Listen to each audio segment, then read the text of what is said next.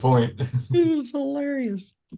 All right. I think we are live streaming. We'll have somebody to check it out just to make sure here shortly. It's good to see everybody tonight, those of you in the Zoom room and those of you listening by Power Faith Radio, and maybe those of you watching live on YouTube. We appreciate it so much. While you're there, go ahead and subscribe to that channel. Hit that notification bell. You'll be notified every time a new video goes up. And you can share this video with all your social media platforms. Hello, Terry. How you doing? Doing good. Okay. Well, I would say pretty good, but probably more on the good than the pretty. I put myself in those two categories, but it's depends on who's looking at me at the time. Pretty, well, kind of like something like when I tell the guys at work and they kind of look at me funny, especially the younger kids.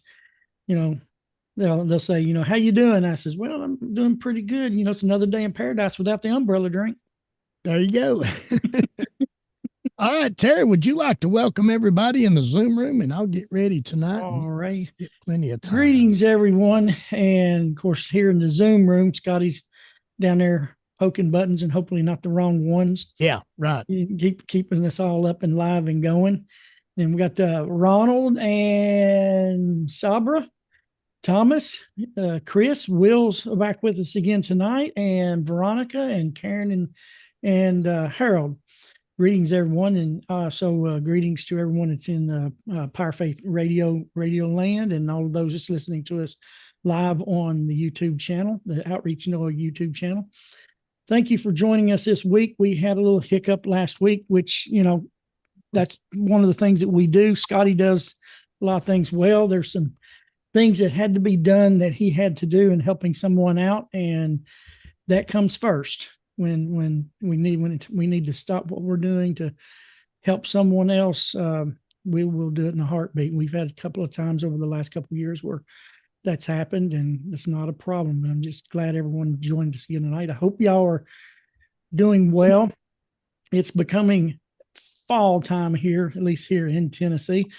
My maples, we come home. I got 2 huge maples in our front yard, Scotty, and my wife and I, we watch Acorn TV a lot. We've been watching a lot of British detective and police shows and mystery stuff for years now. We love the writing, and we just like Midsummer Murders. If anybody's ever watched those are really good, lighthearted type police drama kind of things.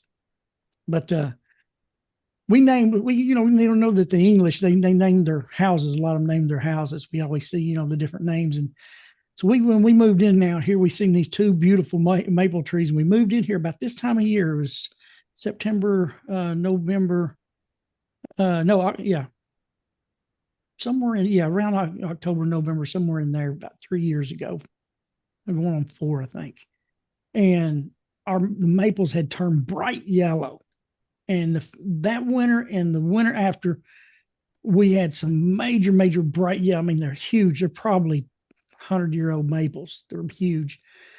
And we pulled in the driveway, and sometime today, the one next to the driveway, the huge one, has started turning yellow.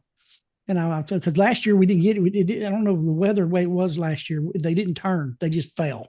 Yeah. It went from, summertime to bare trees. We didn't get to enjoy anything like that around here. And I told my wife, I said, wait about a day or two. Y'all probably gonna be seeing some pictures of some yellow maples with my flag right in front of it there again on Facebook. But we are starting to get some beautiful colors here in Southeast Tennessee, and hopefully up in the mountains where you're at there, Scott, you're getting that as well.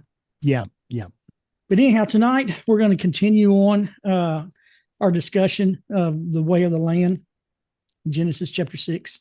12, we're going to discuss where we started the 6 areas that the sages of Israel determined what the way of the land was before the flood, and the things what keeps a society, and when it's violated, it destroys the society. We're going to look a little bit more into that this evening. And again, if you got any questions, get them to Scotty, and we'll be glad to discuss them. We don't mind having some Q&A time to do that. And let's see, if you want to come into the Zoom room, I almost forgot that, Scotty. Yeah.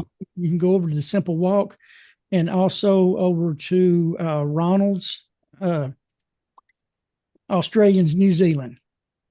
No hides, Australia, New Zealand. I always forget how to say which way it goes. But then in his group, Scotty should have the links to the Zoom room. You can come on in and join us live and enjoy just being here in the party with the rest of us. Of course, we're partying everywhere, whether you're in the room or not. I call it partying because anytime we learn anything that the Creator wants us to do to be human and to walk with Him is the right kind of party, right, Scotty? Yeah, yeah, yeah. All righty, Scotty, you about ready? All right, I am ready, and we'll get this get these names out. And I want to ask everybody, as you hear us do these names, maybe one will pop out at you, and you write that name down, and the rest of this week and maybe the weekend, you'll see a charity box someplace, and you'll give charity in that person's name. So here we go. We're going to get started. We always like to give our first tzedakah tonight to our main teacher, Pesach, and his wife, Shira Sherbo. Then we're also giving tonight to Rabbi Moshe Schulman and his endeavors. And also on our heart, this is the one that we weren't able to make it last week because we're kindly helping her in the hospital. She's still in there and still needs a lot of prayers. So we're giving tzedakah tonight for Nadine Daniel Akins. Also for Michael Garland, he's on our tzedakah list tonight.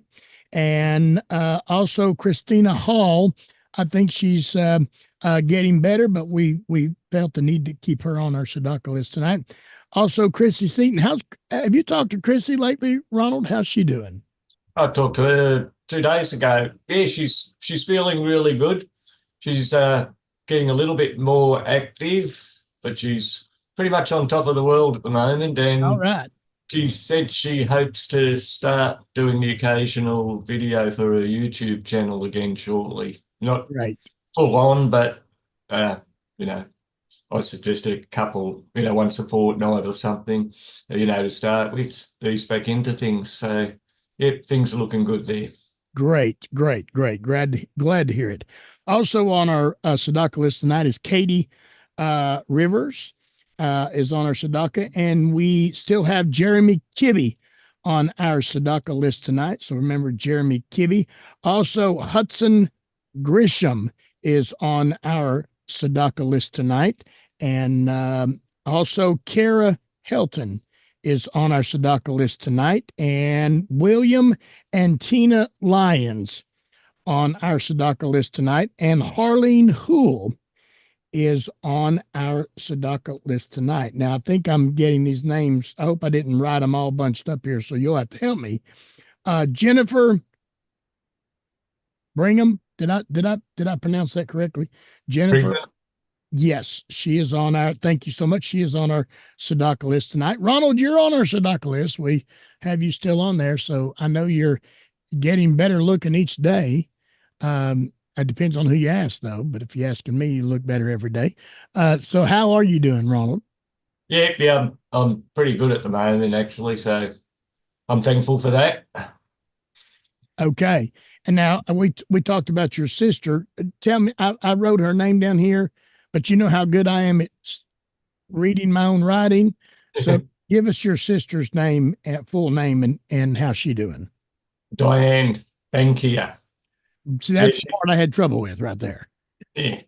The last few months, she's had really severe back pain issues, and she's doped up to the eyeballs with medication, and it just doesn't cut it. So I think it's this week or early next week, she's going in for some specific bone scanning, which will take half an hour to an hour to do. So they're having difficulty nailing down what's actually going on. Okay. All right. Well, we're going to continue to keep her on our tzedakah list. And then also Bob, Sabra told us that Bob is feeling under the weather tonight. We've got Bob Wells on our tzedakah list, and we're giving Thanksgiving tzedakah tonight for Wendell and Mary Parsons. Now he's told me a couple times that work is They've kind of changed some stuff around, so he's been watching on YouTube. He might be watching now, but if not, we really appreciate Wendell and his wife Mary Parsons. And on our blessed memory list tonight is Janice Pickens. Janice Pickens is on our blessed memory Sadaka list tonight. So hold on just a second. I'm getting my computer is trying to update on me while I'm sitting here. Can you believe that? Hold on. I'm going to stop this so we can get on with our prayer tonight. Listen, if you have, can I add yeah. one, Scotty? Say it again. Can I add a name for this list? Yes, most Well, definitely. I just realised that when you said the name Janice, yeah, one of our group ladies from New Zealand, Janice Brandon, she's going in for a hip replacement, I think on the 4th of November. She's in her 80s or Okay. 80. So, Yes, most definitely. And I think we had a couple. I'm sorry, guys. We've been running to the hospital and then work back and forth. And I believe there were some on our prayer list. Do you have the prayer list pulled up there, Ronald or Terry? Can you pull the prayer? Sorry again, guys. I don't want to start this without, and my phone is not working. Oh, can you pull up the prayer group for me before we pray? I want to do that. yeah. Somebody that Cole Younger had mentioned. You want me to, I'll spell it for you, or do you want me to say it? Go ahead and you say it. Go ahead. Bless your heart. You say it. I'll try. Kaya Peshe Pasara. Okay, we're giving Sadaka for them. And was there somebody else on there? I know we put Nadine Akins on there, but was there somebody? I'm just checking. I want to check before we pray tonight. Yeah, I am checking.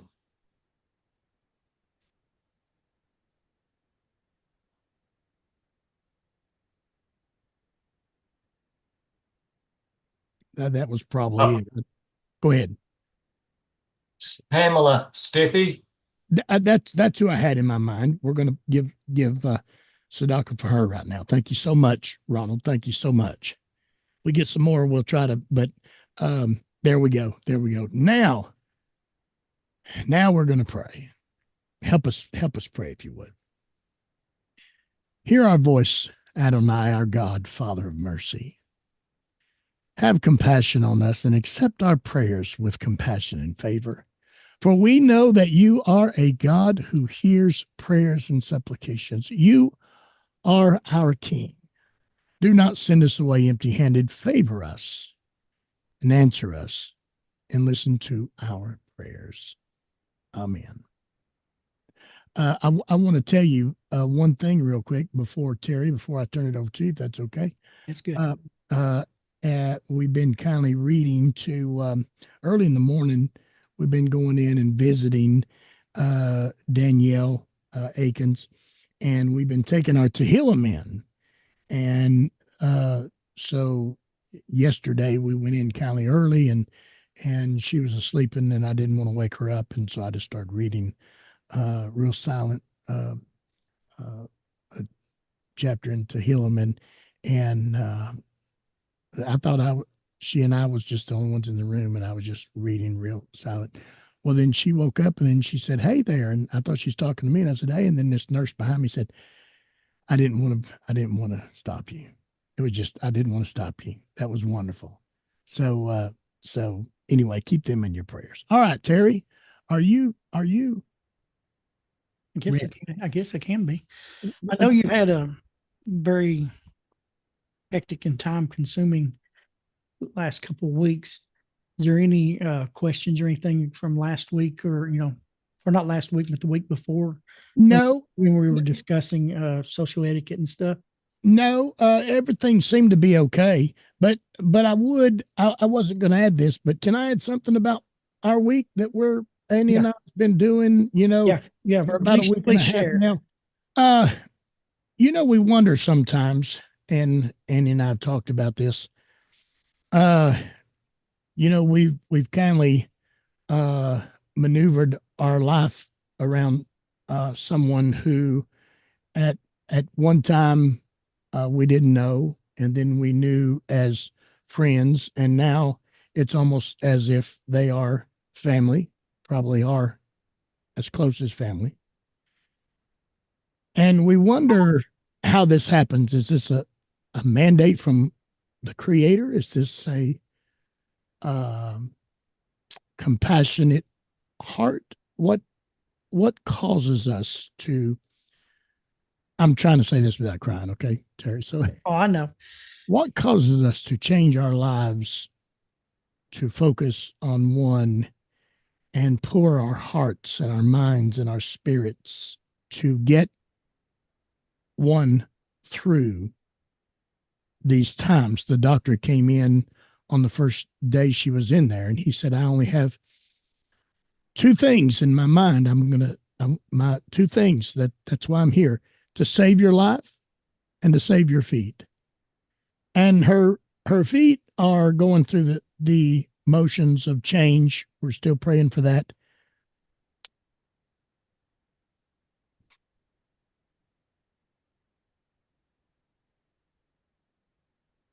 But I would say, if it was not for people having a mandate on their heart and filling her room with love and compassion, she would not be here. And she feels it. She acknowledges it now. She said, I know that's why I'm here. So I just want to challenge everybody. It's a tiresome time and to get you wore out, but it is so life-changing, not just for them, but for you as well. So I just wanted to add that in, Terry. Well, I've added something I'm going to be bringing out here a little bit later. That's something I read today from Rabbi Sachs. It's got to be Creator's will for me to read this at work today and add this into what I wanted to bring about tonight. Great. And I think it's going to be beneficial for all of us. The last time when we were together, we discussed we are continuing the way of the land, or Derek Eretz, as it's as Darko Ahara Eretz, how it is in the Hebrew of Genesis chapter 6:12. We've been discussing that the way that they had corrupted their way upon the earth. And we've been looking at, what the sages has, through the millennia, and studying the Hebrew and the Hebrew text and the Hebrew language, the Hebrew words, and knowing the will of God that he's put on that nation. They've just, been teaching in their writings what this way that became corrupted was. And this was what it was for 26 generations from Adam to the giving of the Torah at Mount Sinai. And as we learned from them, that the Torah did not replace this way, but upholds it.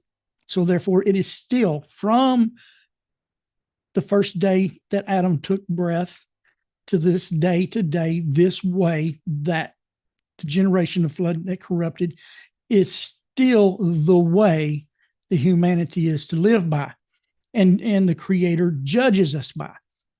We're going to, God willing, when we, as part of this, what we're going through here, we're going to be taking a look at Genesis chapter 18. And we're going to see some very interesting correlations between Sodom and the generation of the flood, and what the Creator expects. And we'll be doing this through the teachings of Rabbi Hirsch on Genesis 18 here in the future. It's really good. Tonight, we're going to be going through some stuff in Genesis chapter 4 in this particular direction, but there's another. I've been studying those passages for over 15 years now, those couple passages in Genesis chapter 4. But there's a main lesson, but tonight there's another lesson that we're going to see that ties to this way of the land. So the last time we were together, we talked about social etiquette. That social etiquette is about showing respect to yourself and everyone around you, and it emphasizes on the behavior that occurs between people, like your family, your friends, your coworkers, and even strangers. And we discussed that in the last one. If you want to go back and watch and listen to that video, you'll see what we've discussed in that area. We've also seen this also seems a lot. We talked about how, well, this stuff seems just simple and everyday. Because of that, we lose sight to the divine importance to this. It is so important. These areas, we think of social etiquette, and tonight we're going to look at ethical character and contribution to society and how they tie together, these two areas. But yet there's such a divine purpose behind these things. This is, the Creator didn't create religions. There was no religion at the time of Adam and Noah. There was no religions except for the false religion that's set up in the land, the third generation not third generation, but the generation of Enosh, the grandson of Adam. But he created man and a way of living the way we're supposed to live on the earth with one another and with him. And this stuff is not really talked about a lot. And I've got some friends that have tried to talk about this stuff in a lot deeper fashion than I will. I'm just a country boy. Some of my friends are very highly educated, with degrees in certain areas that can carry this through an educational, very intellectual discussion. And I'm just coming practical, rubber meet the road direction, with the rest of us that, live out here on our streets, But when you look at this stuff, it seems so simple. How can it? But it's so simple, but yet it's so divine that millions of people, hundreds and thousands of people, however many was people living on the earth at the time of the flood, and however many thousands it was in the 5 cities of Sodom, lost their lives because of corrupting these simple ways. The sages even teaches us that the second temple was destroyed because they were righteous but crooked. They studied and they lived the Torah, but these simple ways of societal living was neglected and was violated. And so we have the examples right here in the Holy Torah that God gave Israel of the generation of the flood, the 5 cities of Sodom, and even his holy temple, all destroyed because these simple ways became corrupted. And the more I ponder on this, I'm hope I'm bringing, this out, how important, our country's falling apart because of this before our own eyes. When you study this and you meditate on it and you pray about it, and you start seeing it's happening all over again. History's repeating itself all over again. But tonight we're going to look at ethical character and contribution to society. This first little quote I come across here, and a lot of this, I'll be honest with you, I pulled right off the internet from articles and blogs on these subjects. I went to the sources because the sages teaches us that this was not divinely commanded because it was inherently put in us from the Creator, because we all carry the spark of the divine, the image of God. And so this is, even the sages says, this is natural. So natural that we don't have to have a prophet to come and warn us when we're violating them. The sages said that the generation of the flood had it within themselves to correct themselves, just like Nineveh. because Nineveh was actually in the same boat. I forgot to mention them. Nineveh was in the same boat, going down the same path, the same exact wording. And in each one of these situations, Nineveh was headed, but they fixed themselves for a short time, but they did, but they fixed themselves. In Genesis, in Jonah chapter 3 explains that. So from this blog I read was really interesting, and I just took this one quote from it. It says that character ethic focuses on the foundational traits, including integrity, humility, hard work, loyalty, self-control, courage, justice, patience, modest, and morality. That was written by Carrie Cabral on her blog called Short Form. Ethical character and contribution to society goes hand in hand, and we're going to see that tonight. That these two traits actually go hand in hand. Creating a positive impact. Ethical people can make a positive impact on society by choosing an ethical lifestyle, making decisions that benefit the common good. Inspiring others. Ethical leaders can inspire others to prioritize the well-being of all. They can do this by promoting inclusivity, advocating for social justice, and upholding moral values.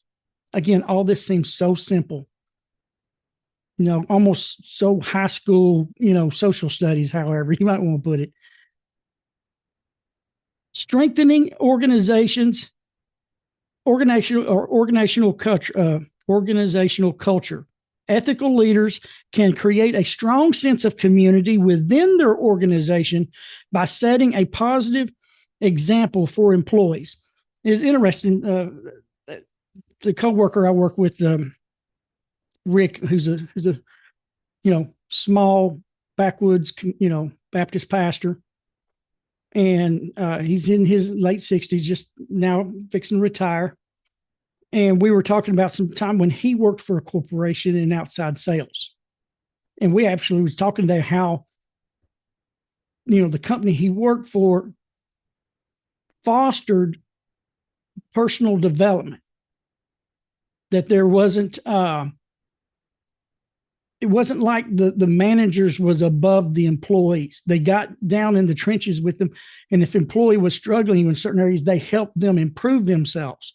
They led them to grow.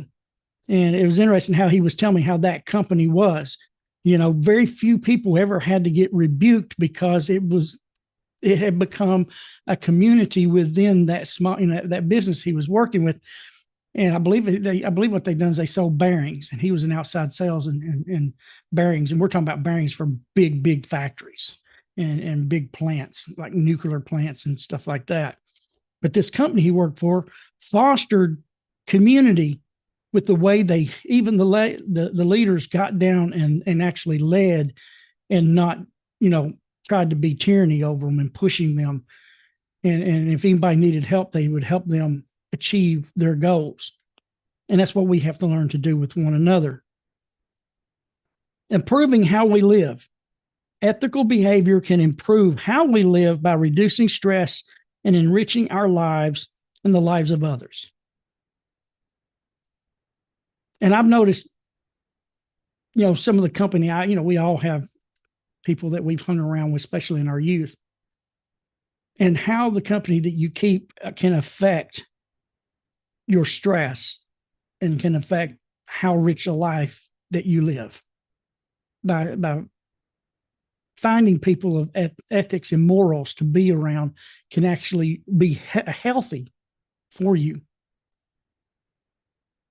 And in creating a better world, ethical behavior can help create a better world for ourselves and our kids by holding people accountable for their unethical actions. And that's an area we're failing at in our society and our society today. Ethics are the standards that impose responsibility and obligations and virtues that help us live up to our moral beliefs. They include standards that prohibit rape, stealing, murder, and fraud, as well as standards that encourage honesty, compassion, and loyalty. So we can see here that ethics, as we've discussed before, in the time before the flood, is what the Torah sages have found. There are 6 basic areas of society that is the way of the land. We've covered 3 of those here. But there's also a 6 divine laws that God had given, not the same way he gave Israel. Again, the giving of the Torah at Mount Sinai was different. And we've gone over this in the past, and we will in the future, that these 6, and the 7th was given to Noah after the flood on how to eat meat when he gave his permission to eat meat. But we see here the ethical standards and moral beliefs also will help guide us away from such things as rape, stealing, murder, and fraud, which is theft and robbery and murder. What's interesting, these were the main things of Hamas that brought the destruction of the flood.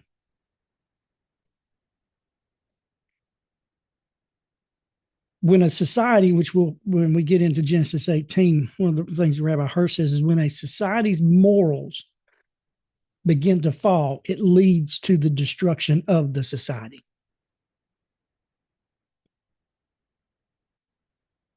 Ethical character and contribution to society go hand in hand. And we're going to be seeing that when we're going to be looking at Cain's offering here in just a second in Genesis chapter 4, 3 through 5, if you want to jot that down.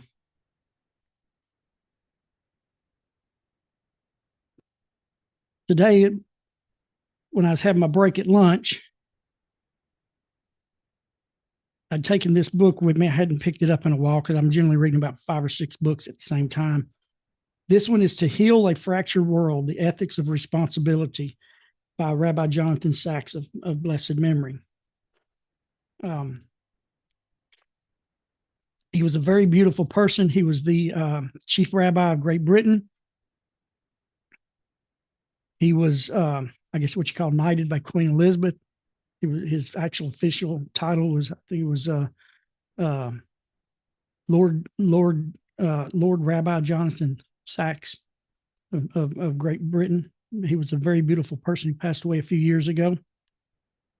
He wrote a lot on morality. I've got a book of his last book he wrote was called Morality, which is really good.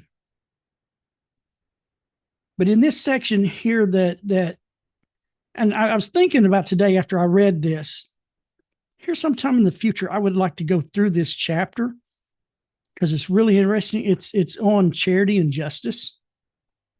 Because when we get to Genesis 18, you're going to see that the way of God that he loved about Abraham is because he taught tzedakah and mishpat, which was charity and justice.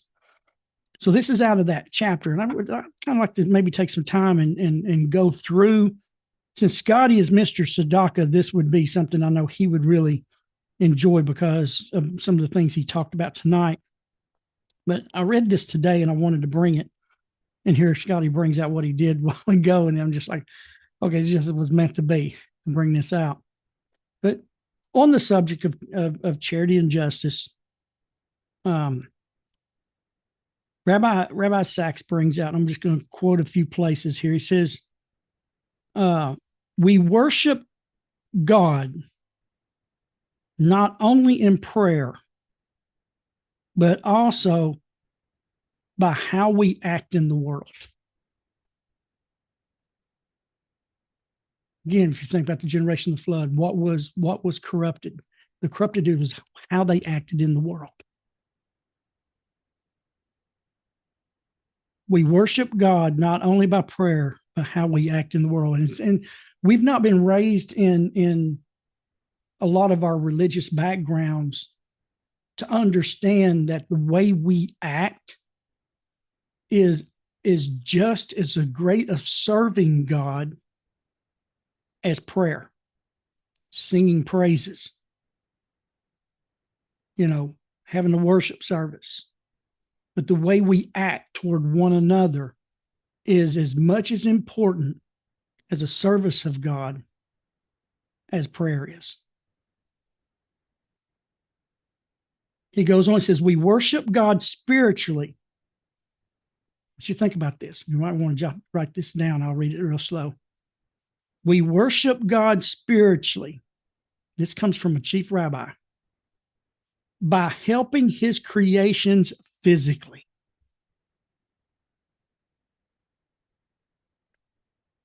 We worship God spiritually by helping his creations physically.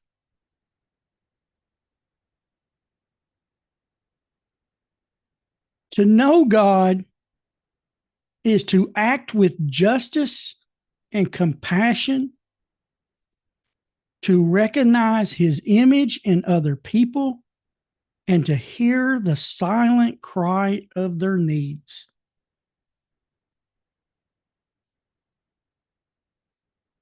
To know God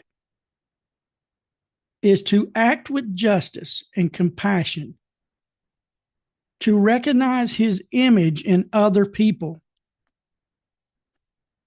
and to hear the silent cry of those in need.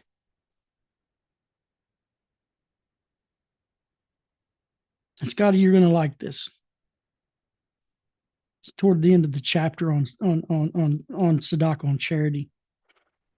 And it's so interesting that the Creator has put this physical image in his holy land, his holy land of Israel, the land of the Torah, which is supposed to be the light of the nations. We can see, he does these things so we can see these examples and learn from them.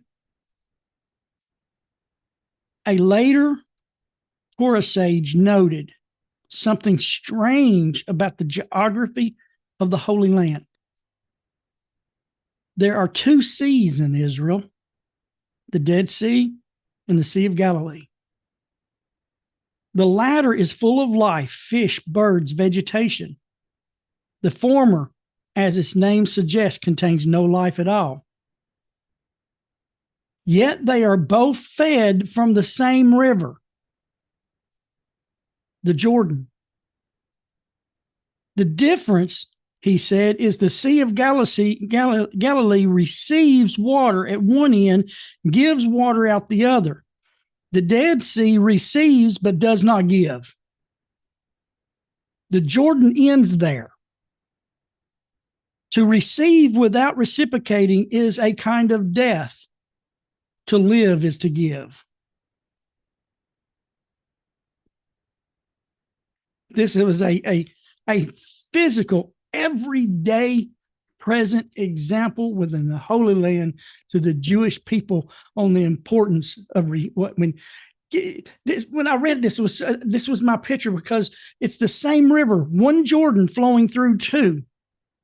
It's the same God that gives every one of us life. Are we a Galilee or are we a Dead Sea? Does the flow stop in us or does the flow through us? And see, all of this ties to Derek Eretz, to the way of the land. I just find that so beautiful. Scotty, you got anything before I move on? You don't? Okay.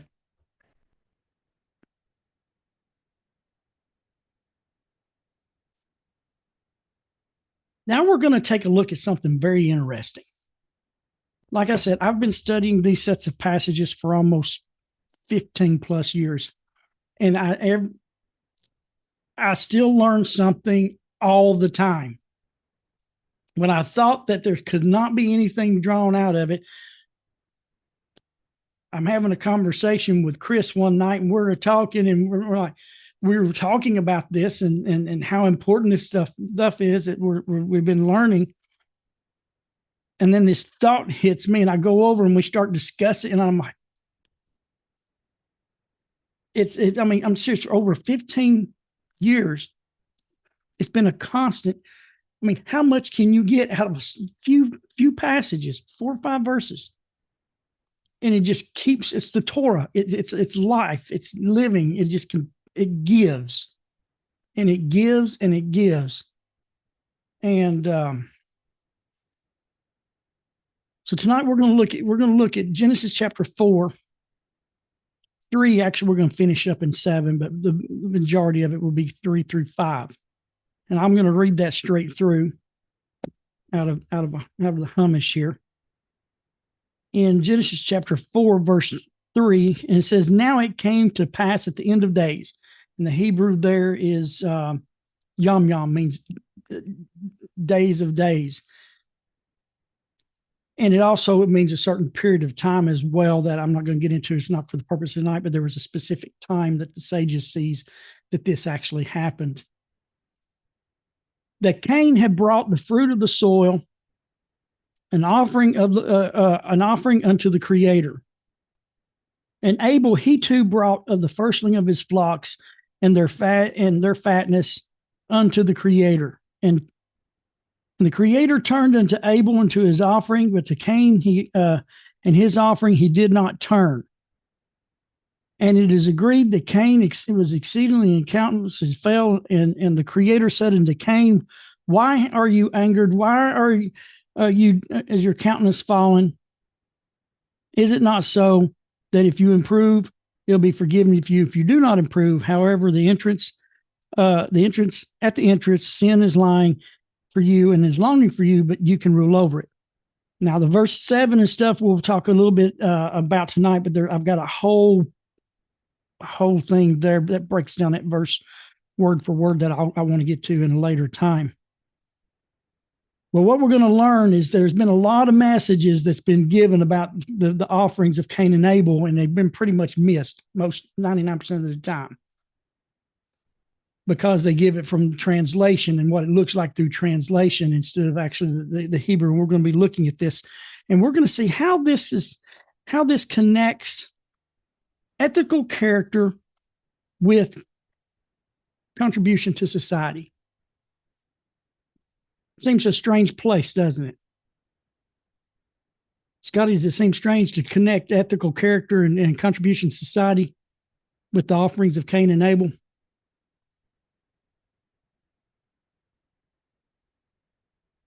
Here, where it says that it came time for them to give an offering, that they brought an offering. The word offering here in Hebrew is the word minka.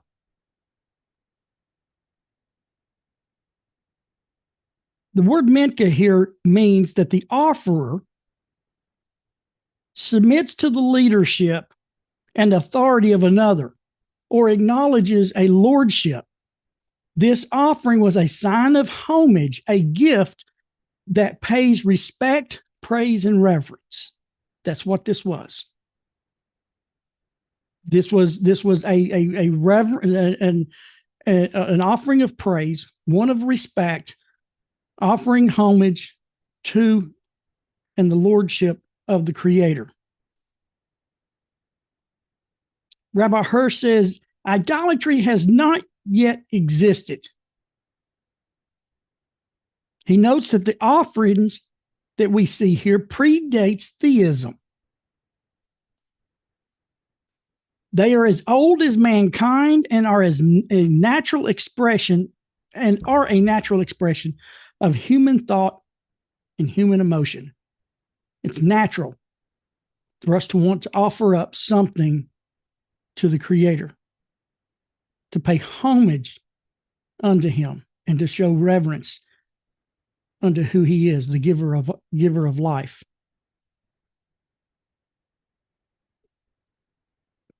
One of the things that we find here is that we are told that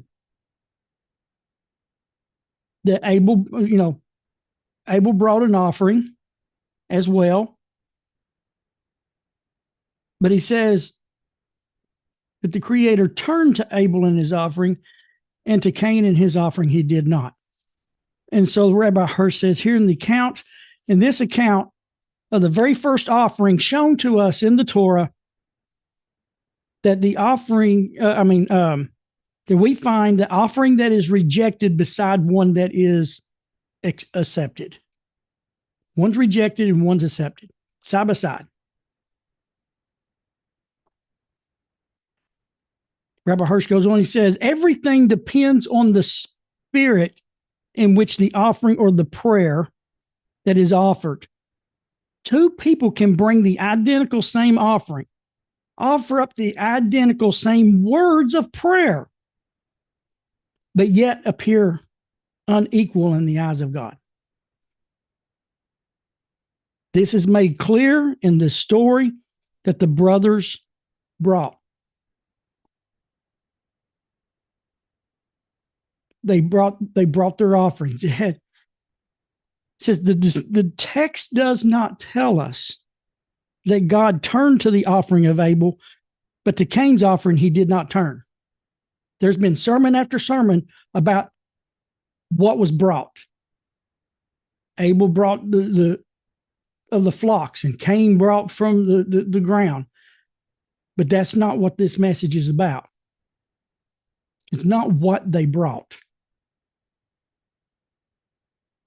Rather, the scripture tells us, the Holy Torah tells us, that God turned to Abel in his offering. But to Cain in his offering, he did not turn.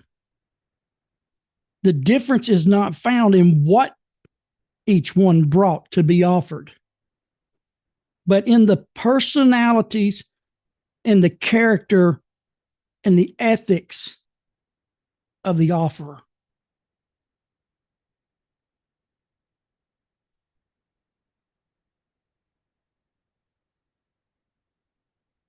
Rabbi Hirsch continues, he says, understand a few of the story's details reveals the difference in the attitudes of the two brothers. It was at the end of a specific period of time. God's blessing had graced Cain's field and Abel's flock. Time had come to bring a thanksgiving offering. Cain brought from the fruit of the ground without a special selection. After all, he had to offer something. Abel brought from the first things of the flock. Abel's offering noted that his relationship with the Creator was important, and this was represented in how he chose his offering.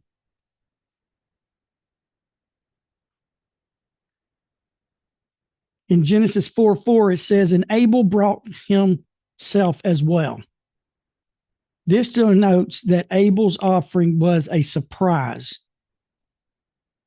Why did Abel bring an offering? See, we don't think about asking these questions.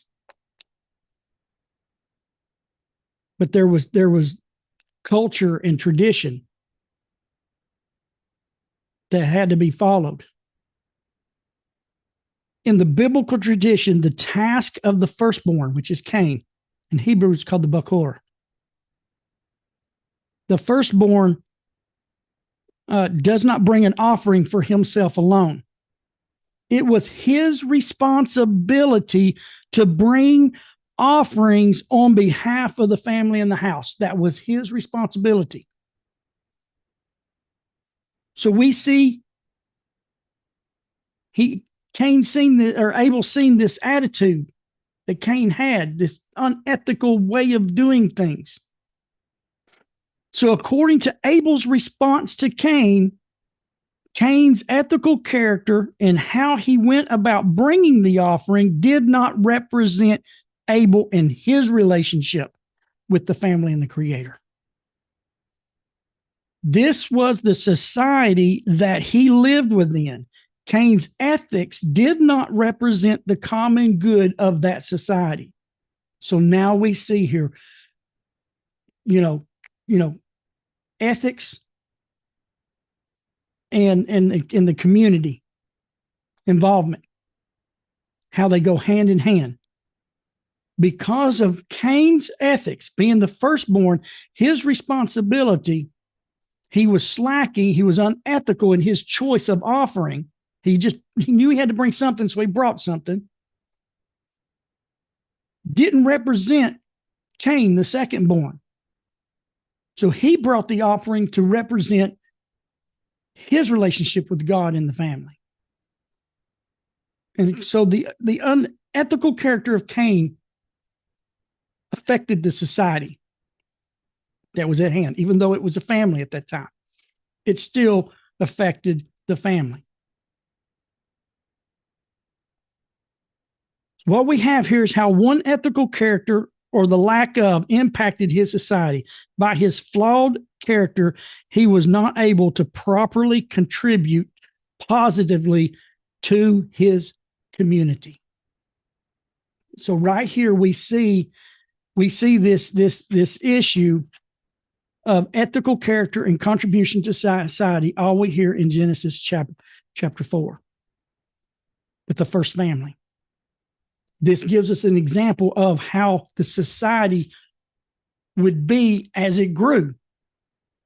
Those who was in the society with unethical, immoral ways would affect the rest of the society. Those with ethics and those with morals will affect the society. Depends on how the society grows. If it grows, as sad to say, is we see in our world today, there's a lot of ethics and morals that seems to be just growing greater. The unethical and the immoral seems getting all the attention and growing and pushing the good aside. And that's what it feels like. If we can be like Nineveh, we can fix this. We can clean up our own mess. And we'll be seeing it when we get to Genesis 18, some of the things that Rabbi Hirsch has to say about that. It's really good. Creating a better world. Ethical behavior can help create a better world for ourselves, for our kids, by holding people accountable for their unethical actions. See, that's a big thing we have here. There's a lot of just wrong going on, but not being held accountable for that. I mean, we have laws on our books for certain things that shouldn't be being done, but those who can carry out the duty of holding up the law is failing in that area. I mean, we saw that in the riots we had, several years ago. And just other areas. We see now, like I think Chris can attest this, in New York City, they're permitted to steal a certain amount before they're actually held accountable. Is that how it is? That is correct. The same over in California.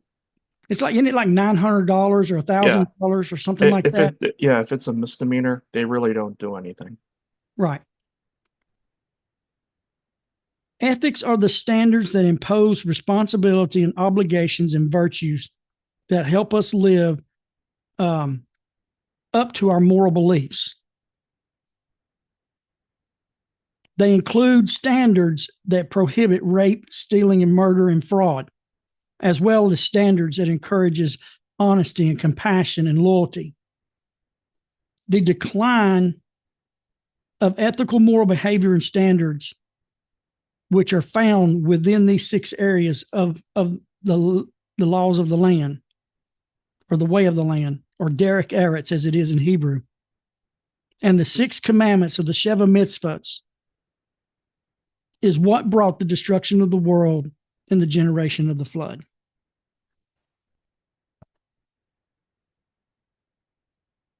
In verse 7, and I'm only going to discuss this passage in context with what we're discussing here. In verse 7, we see here that the Creator had Moses write this down. He says, "Is it not so?" And some translations say, "Surely." The Creator is speaking to Cain here, saying, "Is it not so?" Meaning, you already know what I'm going to tell you. Meaning, this was already known. As the sages has told us, these things are already known. It's almost as if the Creator says, I shouldn't have to be telling you this. You already know this. So what is it that God expected Cain to already know? If you improve, it will be forgiven you. Same thing with the generation flood. If they had improved, they would have been forgiven. Nineveh improved. They stopped the robbery that was in their hands, and God saw their deeds and forgave them. This is an important message for us today with the way of the land in these 6 areas, and the Sheva Mitzvah, the 7 commands, the prohibition of idolatry, the prohibition of blasphemy, the prohibition of murder, the prohibition of theft, the prohibition of forbidden sexual relations, the prohibition of not eating meat from a living animal, and the positive of setting up courts of justice, acting justly, living justly. We have the positive command we have is to live justly. And so those tied with these 6 areas that we've been talking about, is it not so that if you will improve yourself, you'll be forgiven? You already know this. It's what God is saying here. It's what he's saying in the Hebrew. You will be forgiven. It will be forgiven you. But if you do not improve yourself, however, at the interest, sin is lying, is lying, and to you it is longing.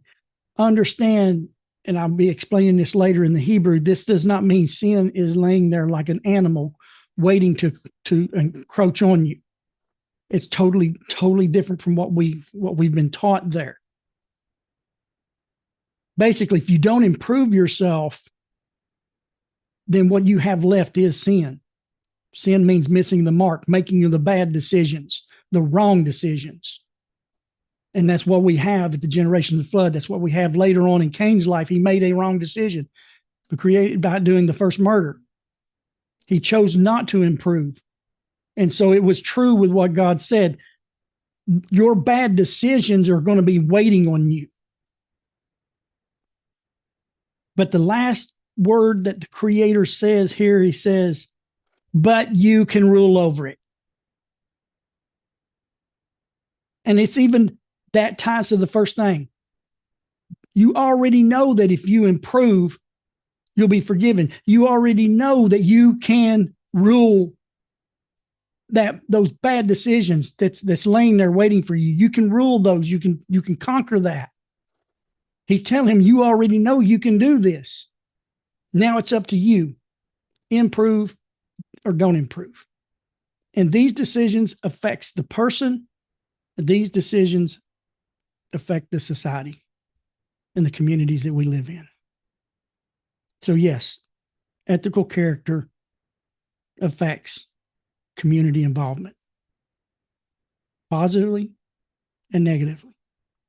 The Creator has given us some major things that's happened actually the 3 areas that he gets involved personally with man as a group that's recorded for us in his Holy Torah deals with how man treats man.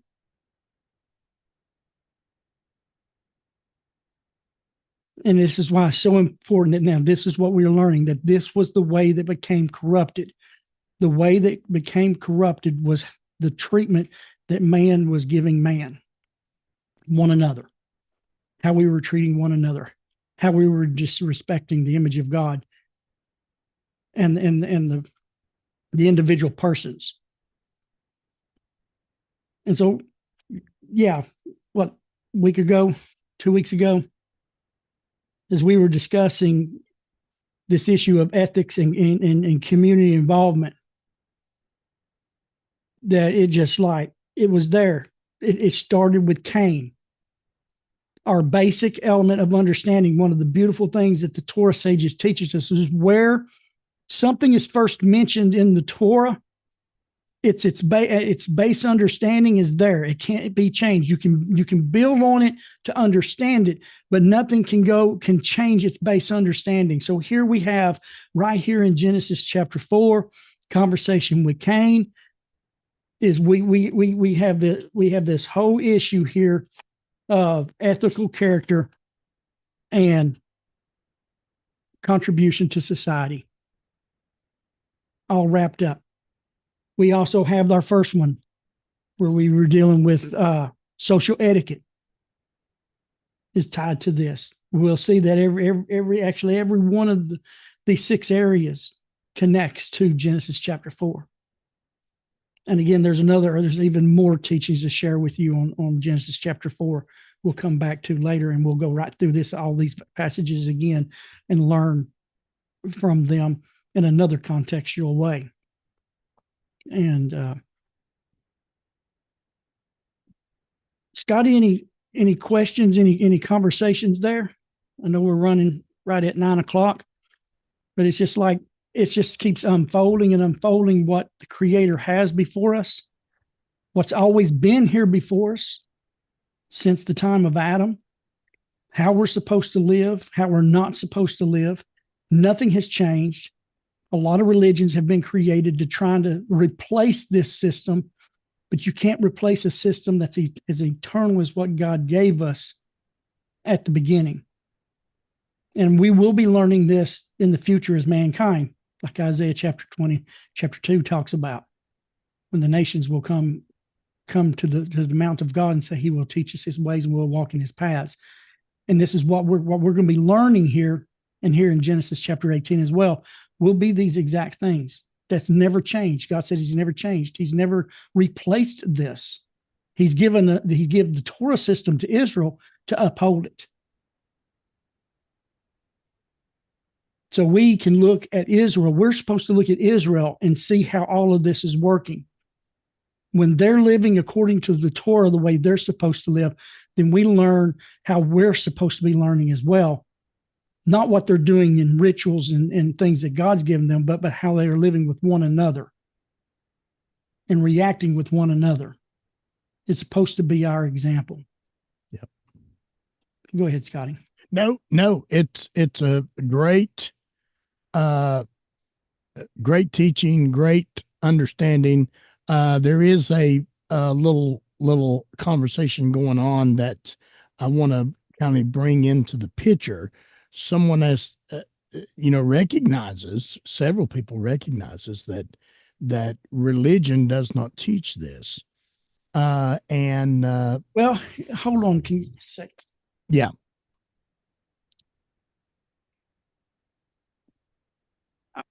Since you said that, I want to just read one thing from out of Genesis 18 that he says that is that I thought. There's several things I've been pondering over the week when I had vacation this last week that he brings out. Hold on, let me find where.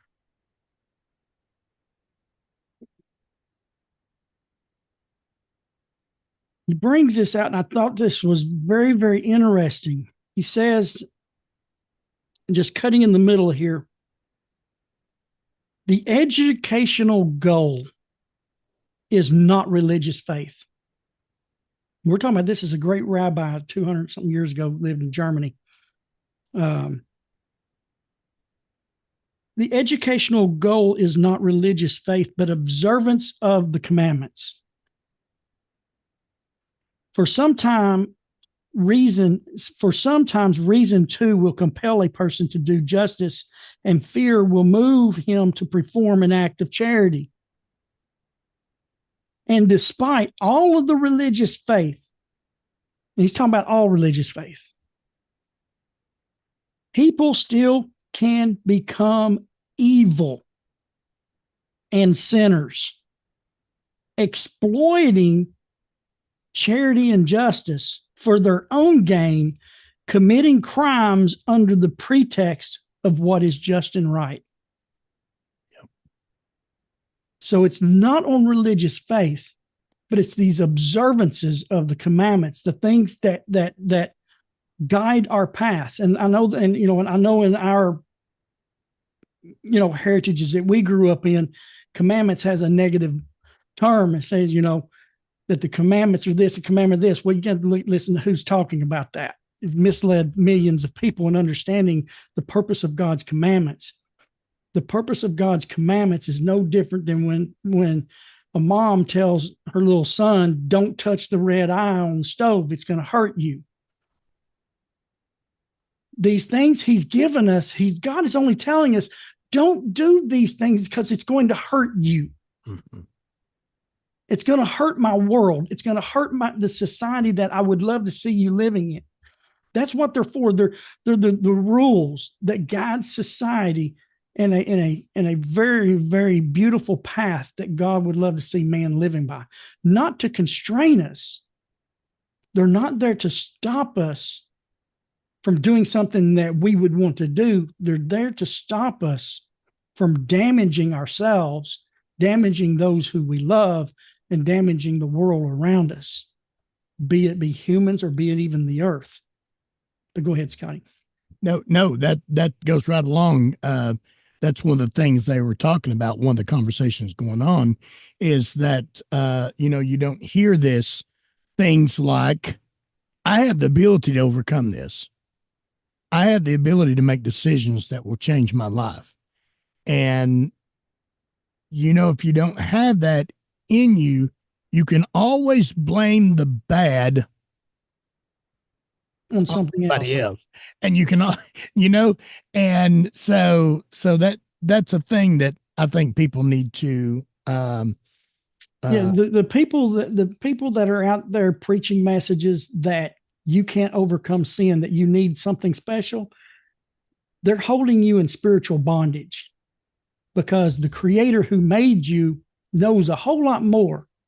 And he said to even Cain, you already know what I'm going to tell you, but I'm going to tell you anyhow, that you can improve. Yeah. But if you don't, this is the result. But by the way, I'm going to end this conversation with, you can do it. You can do it. You can do it. You can do it. Terry, and we can. And is it easy? No. I'm going through some simple things of society that, people, there's colleges on ethics and manners and all kinds of not corporations, but just groups out there. Cause I found some of them, and I've even saved some of their sites because they've got really some good things to say. And the reason why they're there without any religious connotation is because they're natural to the human soul. So don't just reject when you look something and you're looking at and studying ethics and morals. Don't just reject it because it may not be connected to some kind of religious entity. Understand that when it's talking about that which is right, that which is, just, it's because it's natural.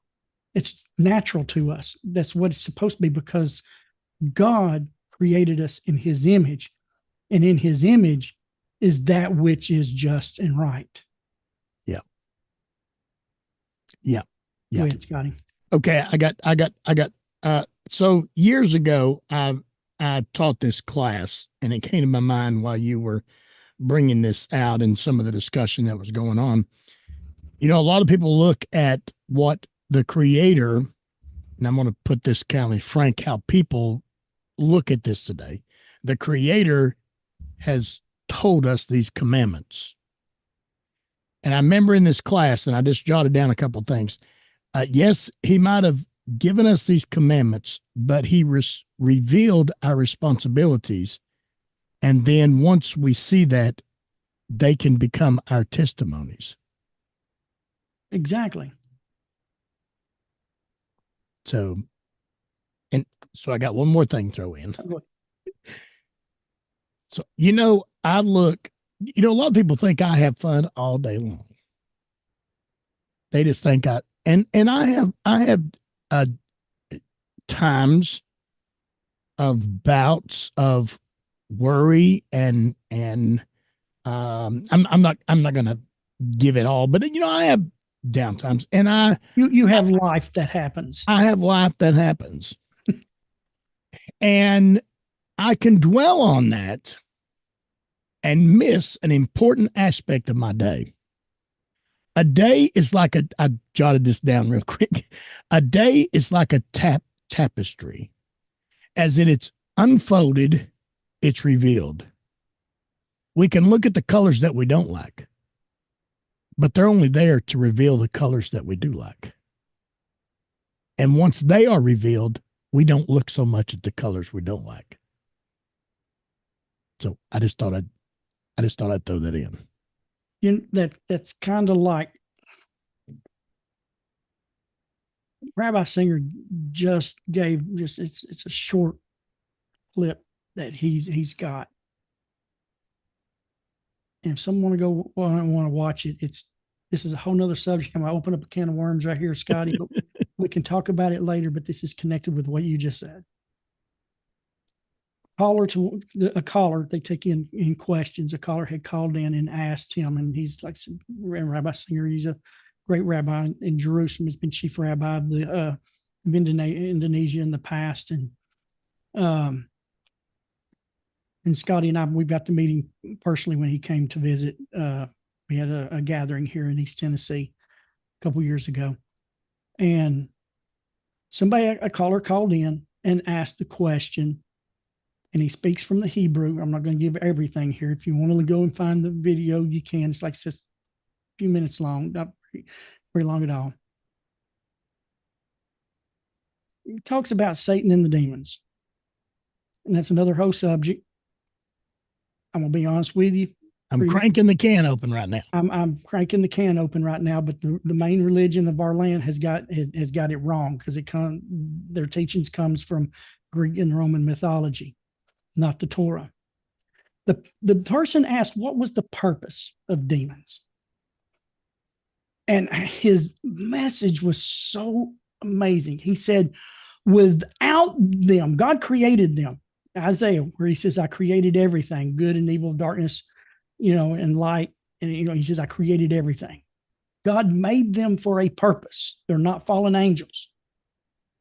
He made them on purpose because without them, we cannot know virtue. Just like what you said in your tapestry. If you have the things that you dislike, beside the things you like, they make those other things shine greater.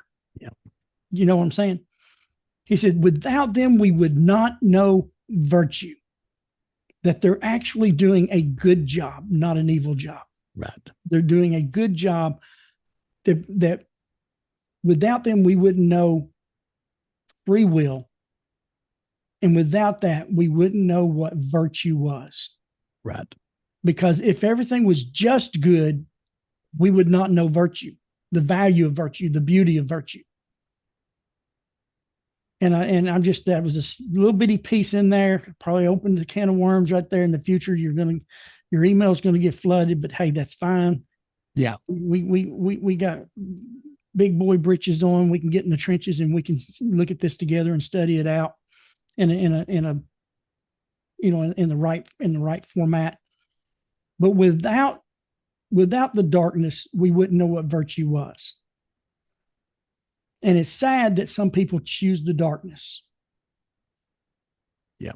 And all of us, in some point in our life, we have chosen something dark. We all have. And it's because when we can look back and when we connect to the Creator, the God of Israel, we convert to Him, not to religion.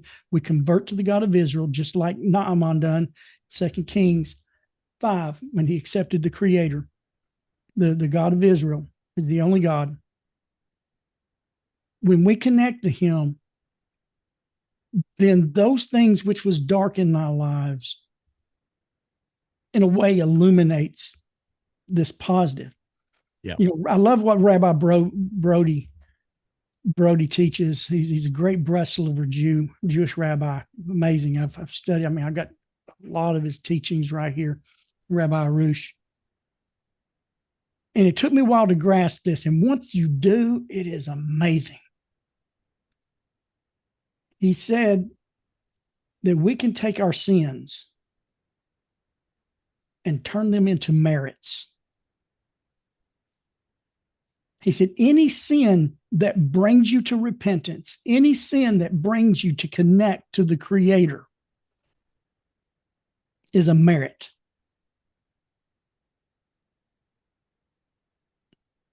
Think about that. It's kind of a deep thought. I guarantee you've probably not heard that before in religious institutions, that how a sin can connect you to the Creator, not just push him away. If it's what brings you to him, connects you to him, brings repentance in your life, and you change, then that sin was actually a merit and not a negative. It's only a negative is if you choose to follow the negative side, like what Cain did. He chose the wrong side. But if you improve because of that, you're forgiven. It becomes that merit. It's a very interesting thought.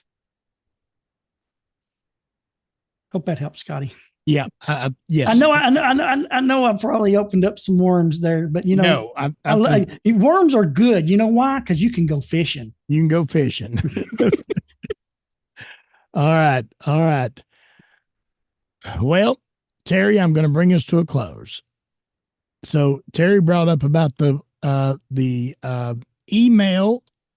Please send us an email. You can send it to outreachnoah@gmail.com. And we would appreciate any and all comments. We're not going to argue. We've had a couple of those, but we're not going to do that. We're just going to discuss. No, we learn. We come here to learn. Yeah.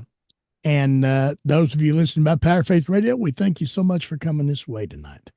And those of you watching via YouTube, whether you're watching the live feed or the recording, you can share these videos with all your social media platform. And if you just happen to have this shared to one of your platforms, feel free to come on over to the channel and subscribe to that channel and hit that notification bell. You'll be notified every time a new video goes up.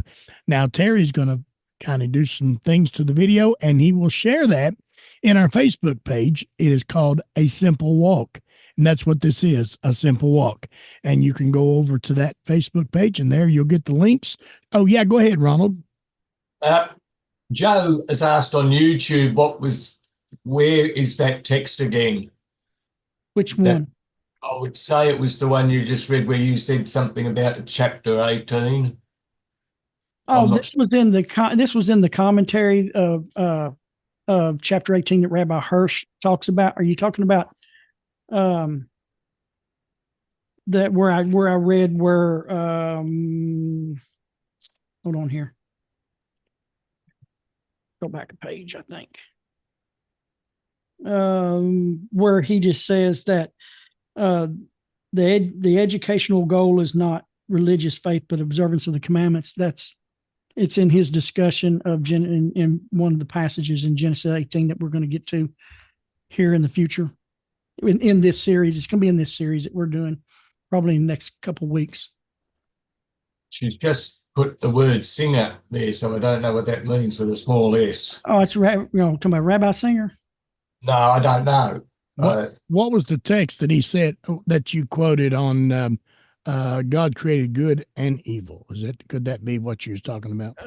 Yes. Hold on. I'm not sure how long it was put up. So okay. It's got something else for a minute and I didn't catch it. So okay, hold on. I didn't actually quote it. Let me find it here real quick. It's in the book of Isaiah. She just texted yes. Yeah. Okay. Oh, where is his video? Oh, his videos is on YouTube. Just type in Rabbi Singer.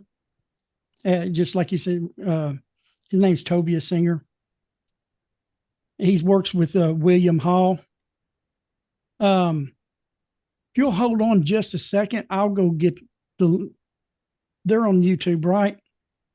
Can we go for just a second? Let me go grab the link off of that. I think I saved that video because I thought it was one of the best I've heard the teachings before, but just the way he explained it was one of the best. Just hold on, let me go over here real quick. Go to.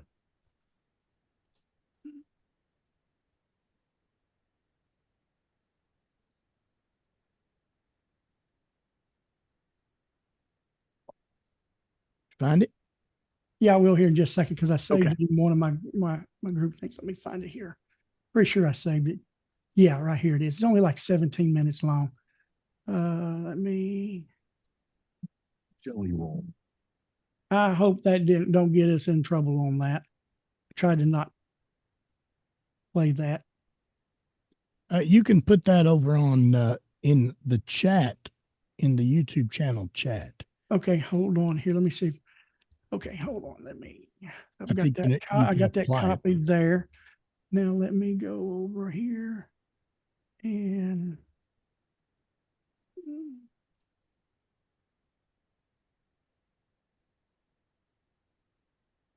See how do I haven't actually gone over to the live thing once we're on. Let me see here. Put it in the Zoom room chat. Oh, somebody did. No, is that Here, put let me it in do the this chat. right here. I'll Yep, Karen just did. Okay. okay. That's what I was going to do is put it in the Zoom room. Okay. Copy link. If you can snag that, Ronald, you know how to put it over in the chat for YouTube. It's on a different computer at the moment, but I've got it going in. I'll text it to Joe personally. Okay, you can do that. Yeah. And like I said, it may open up a can of worms, but it just kind of talks with what, was being asked about, with Scotty there that, about the beauty, about the darkness things that goes in, it kind of makes, it's part of the garden kind of, you want to say of sometimes, in a tapestry brings out the beauty. And they just brought back to my memory that video he made and how that without them, we wouldn't know what virtue is. And to me, that kind of stuck with me. I thought that was a really good explanation. So I think Joanna's coming in. I think that's what she was talking about. She's coming in probably to ask. Let's see her audio. There she is. Hello, Joanna. Is your mic on? I don't know if she doesn't have a mic on. Yeah, I don't see a mic up right now. Maybe she's still coming in. No. I think that was, it's Hold on. connecting. It's connecting. No, still didn't connect for some reason. For some reason, it didn't connect. We'll just send that over to you, Joanna. I can capture that now and send it straight to you. And she's one of them. It's over in the mountains there. I think North Carolina helping out. So I'm going over now. So, all right. I sent that. She goes. Her mic's up. Okay. Okay. Joanna, I can capture that. I think I've got it now. Straight to you. Okay. We're hearing the echo there. Let me mute. Yeah, I'm helping out. Yeah, All Go ahead, right. Joanna. thank you. I sent that. She goes. Her mic's up. Okay. Okay, Joanna, I can capture that. I think I've got it now. Straight to you. Okay. We're hearing the echo there. Let me mute. Yeah. I'm helping out. Yeah, We just hear an echo going around with Joanna's microphone, but that's okay. Sometimes the speakers and the microphones will create a round circle feedback. So, all right. Well, Joanna, stick around because we'll be here just for a few minutes after we close this session. We'll go ahead and close this session with everybody there on YouTube. Again, we want to thank you so much. Send an email to outreachnoah@gmail.com. And you can also find us at a Simple Walk Facebook page. And we'll just close it out right there. And we'll look forward to seeing you next week. Yes. Have a good week.